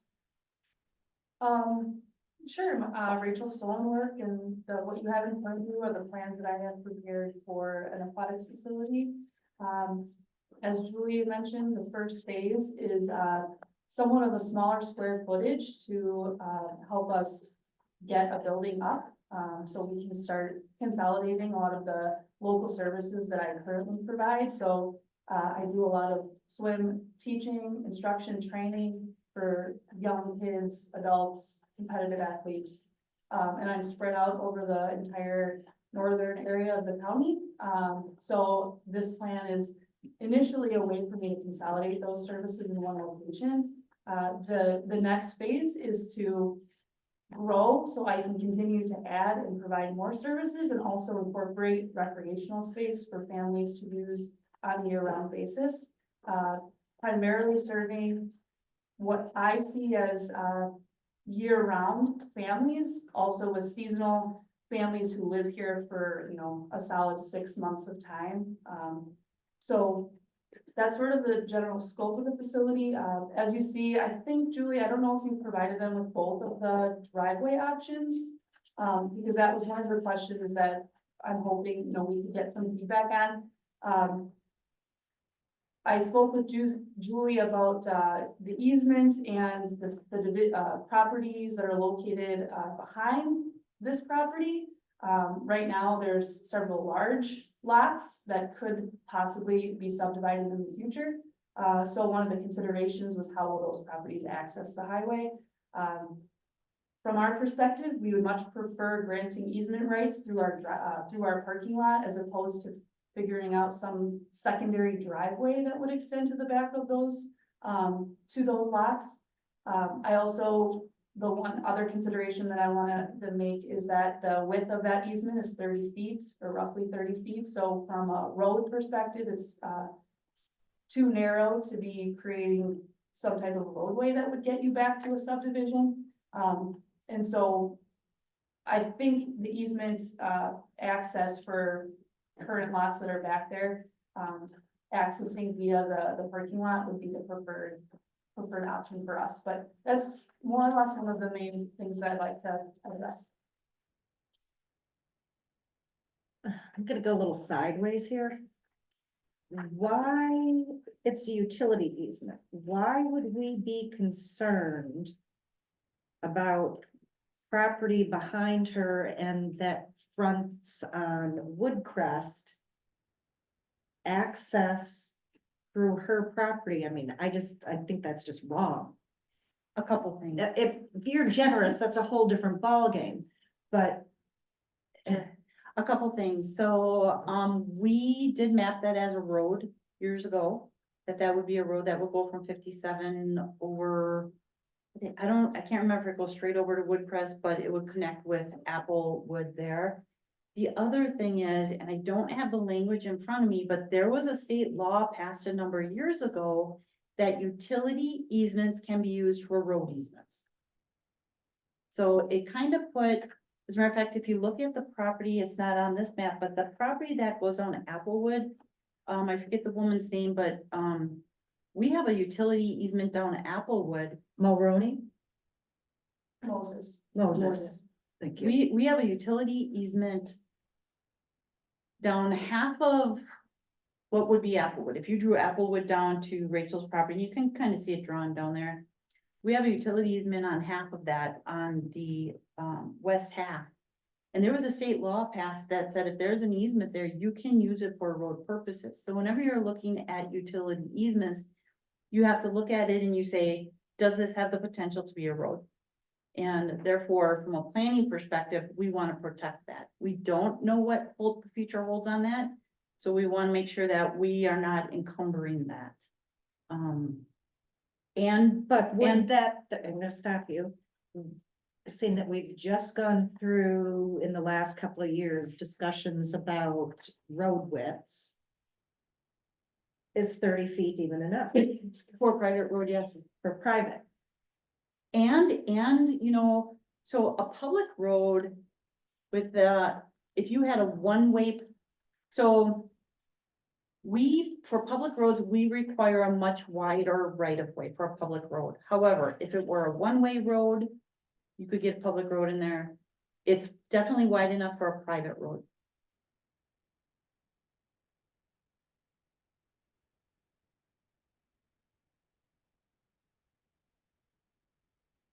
I sure- Private road to access that. I mean, that. Well, and I would hate You've got that. 80 acres back there. well, you have 80 acres that'll probably be developed someday, you know, whether they come down Applewood. I'm not saying they're gonna come through here, but I'm just saying somebody has an easement there. So we wouldn't want her building over that easement. No, we have an easement that's. I certainly would not wanna be involved in. Other people driving through my parking lot.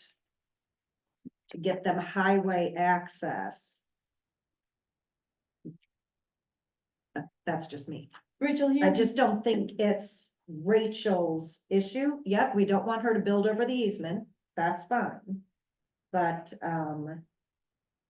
I just don't like that idea. So I just wanna say, yeah, so I completely understand that, and I just wanna say with the two, locations of the driveway that you've been provided with. If there's ever going to be a future road, private road, that does take over that entire easement and accesses the highway north of our buildings.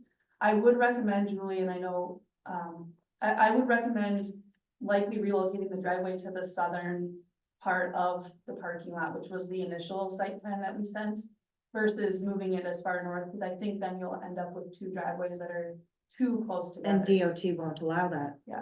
yeah, I don't think DOT would allow two on this property, period, one at the south and one at the north.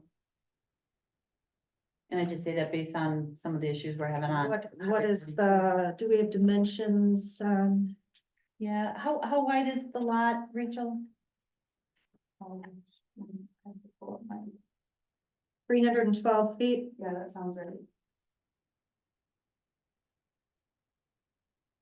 I can't remember what DOT's requirement is. I know what our requirement is, but DOT is much more restrictive. I mean, there's a Can we lot of get the future. answer to that for plan commission's information? Sure, I'm trying to think what we just talked about with, Premier Real Estate when we were talking about the accesses up there, but we think I know. Okay. Go ahead, Rachel, sorry. Oh, I was just gonna say, you know, I'm sure you have all talked about future considerations for that entire corridor. You know, with private home, you know, the next door is a private home, the Moses family is a private home, so. You know, I don't know what it will look like in the future, and so I don't know, you know, I wanna do the best I can at thinking about that, but I also wanna make sure that like I can service the property and those people can come into this facility in the most efficient way. I agree. Rachel, can I ask you some general questions? Sure. I just think this is wonderful for Sister Bay and very excited for this. I don't see in some of the, on the plans, the details, like, what's gonna be inside the building? Sure, so in the initial phase, I will have two, 16 by 16 foot swimming pools. They will each have two, currents, so if you've ever heard of an endless pool. Sure, yeah. Yep, they will each have two currents, so if you think of like a lap pool, you consider having like 4 lanes in a lap pool, it will essentially have 4 lanes, for use by any swimmer. They'll also have treadmills, so for walkers, people that want to do resistance walking, running, resistance running, there'll be a lot of options for flexible use of the space. And that size of pool will serve all of the kids that I teach, ages 2 to 8. And then the current can be used for kids that are ages 8 to 18, really. In addition, there'll be a sauna, and then the changing area. There won't be traditional locker rooms. There'll be private shower spaces that will be ADA accessible. So they'll have 2 shower spaces with changing space, big enough for like a family or a mom with kids. And then there'll be 2 bathrooms, independent bathrooms, with changing space as well. So 4 areas to change in. There'll be a viewing room that'll kind of double as a conference room, an office, and then a small lobby. Do you have a hot tub on the premises? So there won't be a hot tub No in hot the tub. first phase. Yeah. Additional phases Maybe. will include like an indoor lap pool. Yeah. Which means that we could utilize the endless pools in different ways. Mm. So if we were to increase the heat in those pools, we can get it up to over 100 degrees. Sure. So there's a lot of potential for changing the use as it goes on. So will this project be affordable for the average resident in Sister Bay to use, or is it like a year membership or by the month, or? It'll be membership based. I'll have the ability to look at the membership based on resident, non-resident, which is one of the things I'm interested in doing. So offering, like you look at park district areas in the other states, and a lot of times their services and facilities are based off of residents that live within a geographical area, most likely a city, versus non-residents who want to utilize those facilities, but maybe in a neighboring city.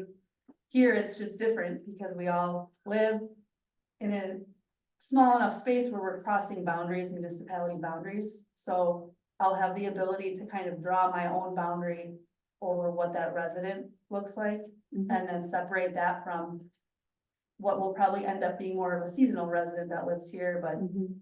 you know, seasonally, but doesn't have a permanent address in Door County. Do you have to have a lifeguard on the premises, or?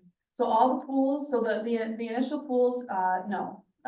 Lifeguarding requirements, include, you are required to have a lifeguard for any pool that is over 2,000 square feet of surface area. Okay. So the pools that will actually be including the lap pool, both indoor and outdoor, will also be under that threshold. So we'll be able to, limit costs for lifeguarding. Not that lifeguarding isn't important, but it will allow us to have, low usage times of day where we don't have to have that cost. And then we can apply lifeguarding to more of our swim lessons when we have lots of activity or larger, more dense periods of time. Thank you. Is the splash pool or the splash pad, I'm sorry, in the first phase, right? So I'd like to include the splash pad and the outdoor pool in the first phase. It'll come down to financing and funding. But I very much would like to have that be part of it. I do have to say, it is the first building that has been presented to the Plan Commission in a really, really long time that I like. Yeah.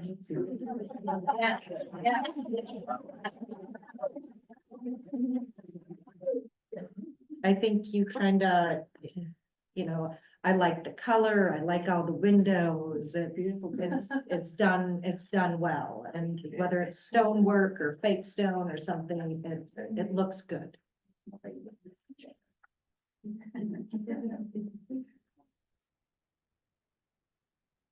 So, we just want to know any other concerns so that Rachel can finalize the plans and then come back for her site plan review and development agreement.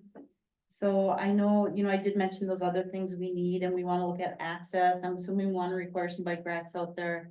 Is there anything else that we would want to see on this plan? Does it make sense to ask for a trail easement in this location? You know, there's a big chunk of right of way there, but I don't know how. No, accessible it is to us. no, not on that side because of the development and the way the topography. This is the property though, when we were looking at the trail easement on the other side, we said, should there be a crossing there? Should we plan for a crossing there? And the committee said, there's nothing there yet, so why do it? So I mean, that is something we could look at, and see if the DOT would allow the crossing there. I personally am concerned about kids crossing the highway, because I know they're crossing now to go to the pool at the hotel. So it does make sense, I think, to have at least see if we can have a crossing there and incorporate it into the trail we're building on the other side. And to piggyback off that, so I already service all the Northern Door Children's Center swimming lessons at Scandinavian Lodge. So my hope is that if there is a safe way of access that can get them just a little bit further down, then they'll be able to utilize this facility versus feeling like they have to stay as close as they possibly can, for safety or whatever. So I would definitely be in support of some type of a walking path that would get those kids over to the facility. So I think we should do our due diligence and find out from the DOT what the access point is, how many feet apart. Because I think moving forward, where you put your driveway is going to be very important. I know DOT takes sometimes a little while. I don't know how fast we could, just get an answer. Because I don't want to see having that utility easement there and your driveway pushed as far north as possible, if that's just not going to make any sense at all in the future. Sure. Yeah, I think that's reasonable. And, I was planning on submitting the DOT application before Julie and I, spoke about the easement, so I've held off on that. I would like to get that submitted, but I just want to make sure that it's accurate. And if that information is needed, that would be helpful. I don't want to have to say, months from now, oh, wait, we're changing the location and have to have them get. Right, start over. Yeah. I just think that's really important. I do know Rachel has been asked to change her plan many times. It's probably getting horribly expensive. Cause I'm like, no, you need a setback, you need this. So yeah, I think aside from the access, do we have any other concerns with the site plan, the changes we'd want? If right now you tell us that the total build out meets code, which I did not double check at this point in time, seeing it was a preliminary. I did check and Rachel's engineer ran the percentages too. I will say. Who is the engineer? PBS? Yeah, that's the building systems. Where are they out of? Sturgeon Bay. Okay. I will say there is, and I'm just gonna bring it up, Denise, you see it on your air photo there. The southeast triangle is wooded and is currently zoned differently. But I think through our land use process right now, we'll probably make the entire parcel the same zoning. It doesn't matter for her purposes right now because she's not developing that part, but eventually that area will be developed. So when we do our land use plan, this is one we have to keep in the back of our mind and say, oh, this property should not have split zoning. It should all be one zone. So in case I forget, Everybody else here. I mean, that's just kind of a no-brainer. So it is, and it needs to be cleaned up, but just bring that to your attention right now, so you're aware of it. Anything else for Rachel? Okay, thanks.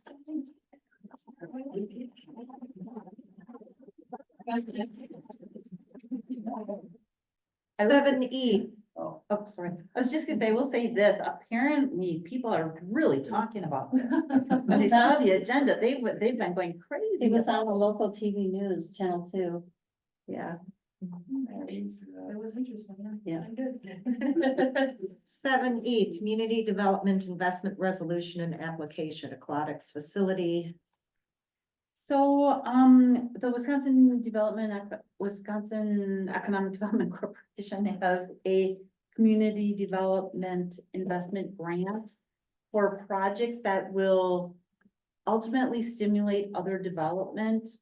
And so, Is this a recommendation to the board or is it start here? it starts here. But I mean, like, is this a recommendation to the board? Yes. I will make a motion, we recommend this resolution to the board. Second. Okay, There it is. all those in favor respond with an aye. Aye. Opposed, carried, done. Thank you. Well, thank you for that. 7F, review development agreement template and discuss development agreement for 2 12-unit apartment buildings, Premier Fieldcrest, Sister Bay, Glen Lake. So we talked earlier about the template. Thank you, guys. Thank you very much. Thank you. I think we're only talking about what is highlighted in, oh, that was everybody. My goodness. Wait for our room, Denise. Kurt will still be here though. I don't think anybody cares about our. I'm ready to move on that one. I'm ready to hear about it. So on page 77 and 78, I think the wording is great.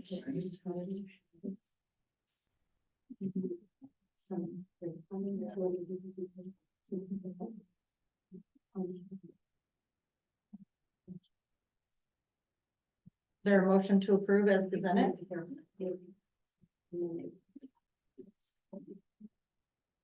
I did not get any other language suggested to me since the staff report was sent. But there's.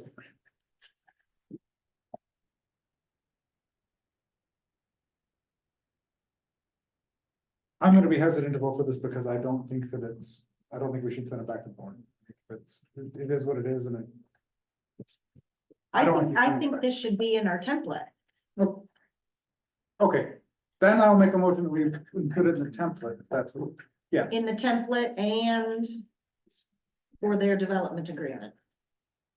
It is not worded well Okay, currently.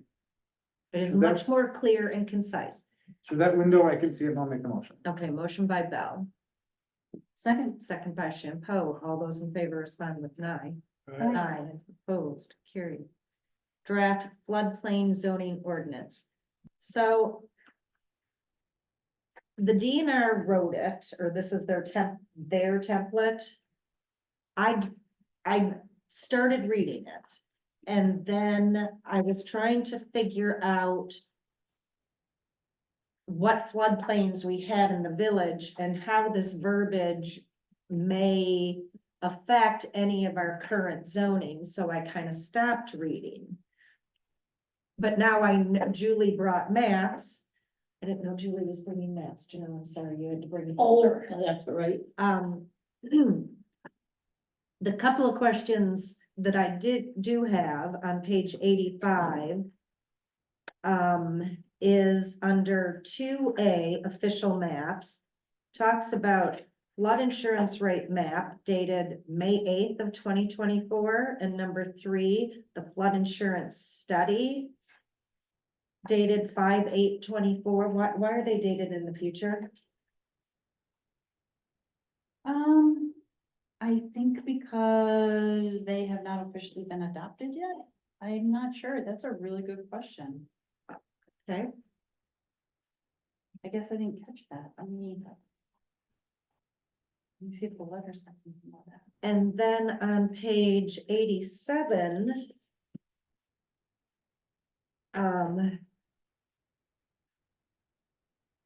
It talks about compliance 6C. Who is the floodplain administrator? Well, that's a title of yours too? Yeah. Jack of all Where- trades. Where do we define that? Is that, Yeah, I've never seen it anyplace else. So usually your zoning administrator is your floodplain manager. I've enforced floodplain ordinances in the past and it's not difficult. I know it's a little overwhelming to read it, but what it does is it does get a little expensive for the property owner because they do have to have an elevation survey done before and after they develop. However, when you look at where these floodplains are, that expense may not be a great burden. So when Julie brought the maps and she and I were looking at them before the meeting, basically it's only on the shore of the water. We don't have anything inland. Well, what about like behind Al's and back in there? Is that considered? You remember Wetlands. when, okay, wetlands. Wetland, But which is not then a when the floodplain. lake was so high and Annika's house, the basement was flooded, the Boathouse village flooded. hall, the Village hall. boathouse. Well, we found on the map why the village hall is flooding. The floodplain There's a does, leak. no, the floodplain does come up by the village hall. Yeah, It does. it does. It I'm- comes, that's probably the farthest that it comes into land is right there by the village hall. So there's a couple things you're looking at, one is water There's table. nothing inland at all. No, There's all 3 shore. maps, it's all shoreline. yeah, so you're looking at, so the floodplain maps, which is this code says, if there's a great flood on the bay, these parcels are gonna flood either at a 100-year flood or a 500-year flood. Basically, those are all, though not all, but many along the shore. Then you have water table, which when water is high, water can under the ground, like even right here, that water table goes up and down. Sure. Which floods basements, and then you have the wetland, which is all over. And that is the stuff you're talking about, where it is where water is at or near the surface long enough to leave a presence or to leave a, I forget what it's called, a mark in the soil, or to support the presence of aquatic or certain terrestrial vegetations. And that's where, what people see behind Al's there, or usually in a marsh or, I was telling Nate that we have a few at the Wolsey site, those are Where what does people that- think of as a normal wetland. Where That's does that run off? Well, I suppose on the corner, I'm pointing the wrong direction. So up here in the corner where that was considered a wetland, that's gotta all be part of that, right? so this wetland on the outside of the fire station, Uh-huh. that is running northwest out to the bay. Behind Woodcrest condominiums. Okay, Behind And Al's and out. okay. So Al's is part of that. Yeah, so that's all, no, not Al's Pond, but our wetland behind Okay, it. okay, So that's wetland, okay. right? And that's not floodplain, that's not considered Totally any of this different. stuff. Now, you can have a wetland in a floodplain, but it's not floodplain. It's more, you've got wet soils that are, you either have the presence of water, sometimes you have the presence of water, sometimes you have wetland plants in there. Sometimes you have what they call an ephemeral pond, which is, it's dry all year and maybe just once a year there's water in it. But those are wetlands, that's totally separate. So we have to adopt this because Yep. we've been told we have to adopt it. How does it affect these people? Are they required because they live in that area? Are they required to take up flood insurance or can they just say no and then roll the dice? That's up to their bank. So what's gonna Okay. happen is if somebody, our role comes in, whereas if they wanna build out there, we're gonna make sure the structure is flood proof. Okay, The floor is at a certain height, the fill around it is at a certain height, out 15 feet around the home. Because we have now adopted this, they are now eligible to buy flood insurance. so what about the new homes that are going up on Bay Shore right now?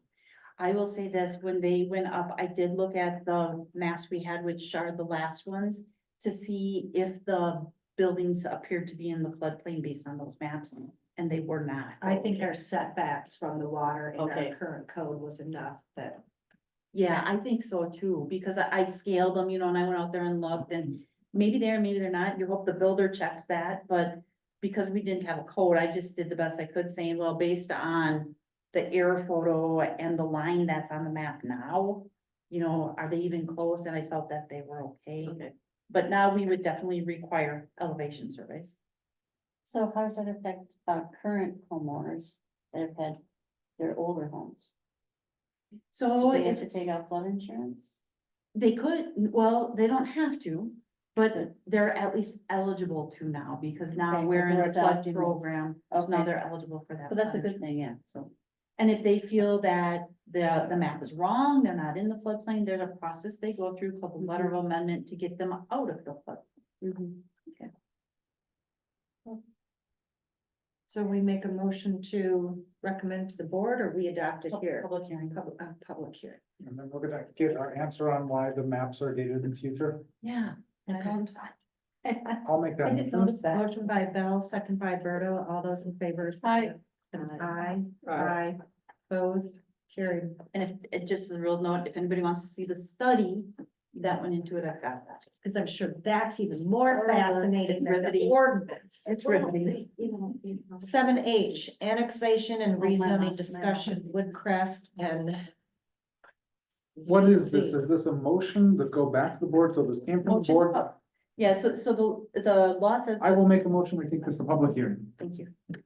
Well, to be zoned I1, I won, yeah, for the time being. motion by Bell, Second. second by Kane, all in favor, respond with an aye. Aye. Opposed, carried. Matters to be placed on a future agenda referred to committee, official or employee, and presuming Janelle and or Julie, the combination of both. Have our list. Our next meeting is March 26th. Motion to adjourn at 7:52. So moved. Motion by Kane, Second. second by Chantel. All those in favor? Aye. Carried. Thank you, everyone. you. I was shooting for 8.